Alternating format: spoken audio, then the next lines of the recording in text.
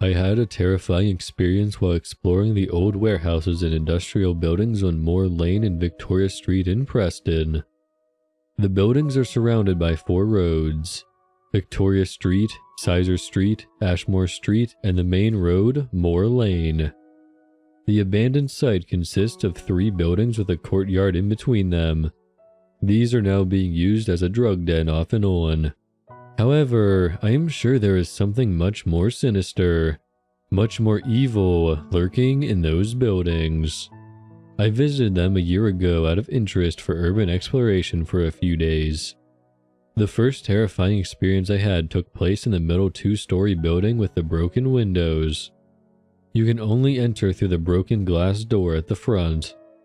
At first, it seemed a rather normal abandoned building, clearly used as a workplace. When I headed up to the top floor, the signs of drug activity were more apparent, but there was no sign of any druggies. After looking around, I went back to ground floor to look further there when I heard the sounds of pounding footsteps coming from upstairs towards me. Now, as I said, there weren't any druggies there and I was alone. Furthermore, I couldn't see anyone coming down. So I ran and ran until I was clear from the site. But just as I stopped to catch my breath, I heard the footsteps again, meaning that whatever it was had followed me out. I then ran until I reached the safety of an enclosed building. The second horrifying experience happened several weeks later, where I had found that these criminals had opened an entrance to the 3rd building, which is a large 3-story Victorian building, once used as a biscuit factory.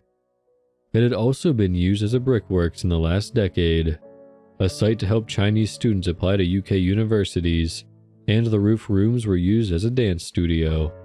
So it is a fascinating building, and a great shame that it is being used as a drug den. I made a few explorations of the place, though I did not take any pictures, which is bad practice if I was trying to be a good urban explorer, but the thought slipped my mind. The building is fascinating, and itself like a labyrinth. Though what I didn't know was it is as hazardous as the labyrinth of mythology, for there are worse things than druggies in the halls of that building. I never ran into any of them, and though I knew that there was risk of meeting them, my visits were relatively safe until the last time. But it wasn't a crazy druggie that was the problem, but something else. I was visiting one morning, and I decided to take a fall tour of the building. This was not too dangerous until I reached the top floor, and something quite terrifying took place. Now, the top floor consists of a main hall and 2 separate side areas. One looks over Ribble Brook House, a student accommodation for UCLan, and the other is behind a door that overlooks the Vernon building of UCLan. It always seems strange why these buildings remain unused despite their prominent locations. The pounding footsteps and what I would soon hear would answer that question. I attempted to open the door that overlooked the Vernon building, but it wouldn't budge, and then I heard it. The most horrendous moan, like a corpse that had been years dead, rearing itself back to life. This moaning continued, but I didn't wait to see how long it would last, and I bolted and ran from the top floor all the way to the entrance, and I have never been back ever since.